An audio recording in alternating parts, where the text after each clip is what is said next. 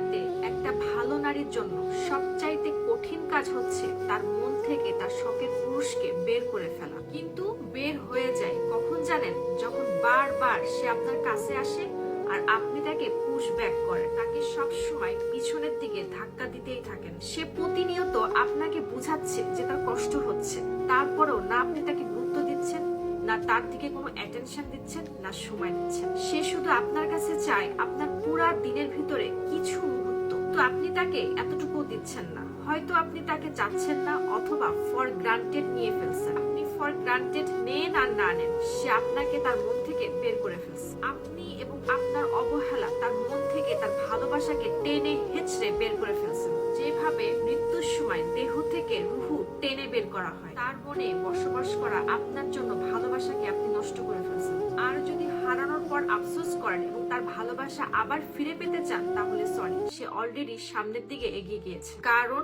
নারীর মনে ভালোবাসা পুনরায় ফেরত নিয়ে আসা অসম্ভব। আপনার জীবনে যদি এমন একজন নারী থাকে, তাহলে তাকে হারিয়েন না, তাকে ভালোবাসা দিয়ে বুকে আগলে রাখেন।